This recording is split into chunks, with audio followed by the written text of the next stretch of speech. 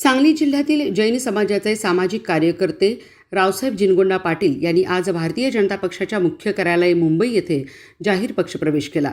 या प्रवेश सोहळ्यात भारतीय जनता पक्षाचे प्रदेशाध्यक्ष चंद्रशेखर बावनकुळे, महाराष्ट्र राज्याचे मंत्री मंगलप्रभात लोढा, सांगली जिल्ह्याचे माजी पालकमंत्री व विद्यमान आमदार सुरेश भाऊ खाडे, जैन प्रकोष्ठाचे महाराष्ट्र राज्य अध्यक्ष संदीप भंडारी, प्रशांत गोंडाजे यांच्यासह सांगली, कोल्हापूर, सोलापूर परिसरातील विविध संस्थांचे पदाधिकारी, जैन समाजाचे प्रमुख कार्यकर्ते आणि पदाधिकारी मोठ्या संख्येने उपस्थित होते।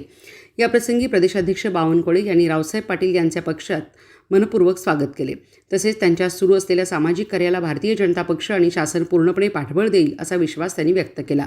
जैन समाजाच्या उन्नतीसाठी आवश्यक ती सर्व पावले उचलली जातील आणि रावसाहेब पाटील यांच्यासारख्या सक्षम नेतृत्वामुळे पक्ष अधिक बळकट होईल असेही त्यांनी नमूद केले। यावेळी प्रदेशाध्यक्ष बावनकुळे यांच्या निर्देशानुसार संदीप भंडारी यांनी रावसाहेब पाटील यांची भाजपा जैन प्रकोष्ठच्या नव्याच्या महाराष्ट्र राज्य उपाध्यक्षपदी सन्माननीय निवड केल्याचे जाहीर केले।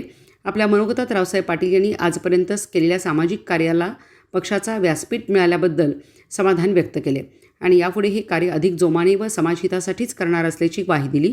या कार्यक्रमात संदीप भंडारी यांनी जैन समाजासाठी भारतीय जनता पक्ष करत असलेल्या विविध उपक्रमांची माहिती दिली। यावेळी जैन समाजातील विविध प्रमुख कार्यकर्त्यांनी आपली मनोगते व्यक्त केली। याप्रसंगी रावसाहेब पाटील यांच्यासोबत काही इतर मान्यवर पदाधिकाऱ्यांनी देखील भारतीय जनता पक्षात प्रवेश केला। यावेळी सांगली, कोल्हापूर, सातारा, भुदरगड, शिरोळ, सोलापूर भागातून आलेले शेकडो कार्यकर्ते उपस्थित होते।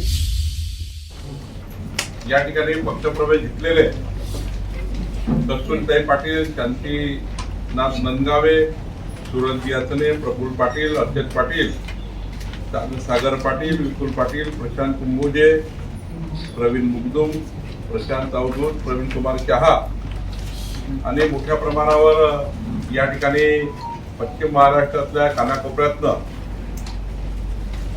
श्री भंडारीजी यांच्या पुढाकाराने आणि माननीय सुरेश खाडेजी, आमचे माजी मंत्री यांच्या उपस्थितीमध्ये माननीय रावसाहेब जिनगोंडा पाटीलजी आणि आपल्या सर्वांचा आज पक्षप्रवेश झाला।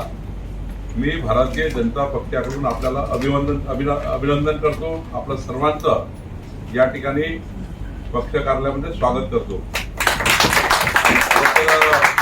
रावसाहेब जिनगोंडा पाटील यांच्या माध्यमातून सांगली जिल्ह्यातलं सहकार चळवळीतलं एक मोठं नेतृत्व आज भारतीय जनता पक्षाला मिळालं आणि सोबतच माननीय रावसाहेब गोंडा पाटील यांनी खरं तर औषध क्षेत्रामध्ये, सामाजिक, शैक्षणिक, औषध उद्योगामध्ये आणि अनेक अल्पसंख्याक आयोगाच्या माध्यमातून जे काही आपले या ठिकाणी प्रश्न आहेत आणि सहकार क्षेत्राच्या माध्यमातून, बँकिंग व्यवसायाच्या माध्यमातून समाजाच्या शेवटच्या व्यक्तीला उद्योगापासून तर सहकारापर्यंत पुढे नेण्याचं काम रावसाहेब जिनगोंडा पाटील यांनी केलेलं आहे आणि त्यांच्या अनेक शिक्षण संस्थाही आहेत, मोठे एक प्रस्थ आहेत आणि जो या ठिकाणी मी जनसमुदाय बघतोय त्यांनी हृदयातनं माणसं जोडलेले आहेत। आपल्या स्वभावातनं त्यांनी एक मोठा आपला एक मित्रमंडळीचा एक मोठा त्या ठिकाणी एक वलय तयार केला आहे आणि त्यामुळे मला असं वाटतं की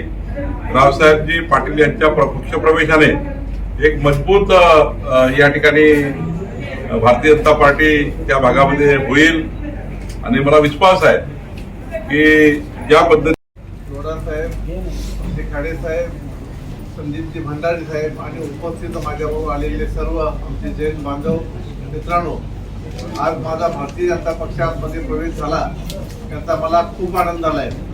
कारण या भारतीय जनता पक्ष हा नेहमी सामान्यांचा पक्ष राहिलेला आहे। मला आज हे आठवतं की ह्या भारतीय जनता पक्षानं अल्पसंख्याक असलेल्या, 0.5% सुद्धा संख्या नसलेल्या जैन समाजाला प्रकोष्ठच्या माध्यमातून मान्यता दिली आणि त्याचबरोबर जैन आर्थिक विकास महामंडळाची स्थापना करून जैन समाजाला या प्रवाहामध्ये आणण्याचं एक चांगलं काम केलेलं आहे। मला खात्री आहे की यापुढे जैन समाजाच्या चांगल्या कामासाठी भारतीय जनता पक्ष आमच्याबरोबर राहील। जैन समाज हा जरी छोटा असला तर आर्थिकदृष्ट्या जरी सबळ असला तरी काही खेडेगावांची अजूनही तो दरिद्र रेषेखाली सुद्धा आहे, त्याचं सुद्धा उन्नती करण्याचं काम त्या महामंडळाच्या मार्फत होईल आणि मला खात्री आहे की बावनकुळे साहेब असतील, गौरव साहेब असतील, आपण सर्वजणच आम्हाला या जैन समाजाच्या उन्नतीसाठी प्रगतीसाठी प्रयत्न कराल अशी मला खात्री आहे. एवढंच या निमित्तानं बोलतो आणि मला प्रवेश दिल्याबद्दल मनापासून धन्यवाद.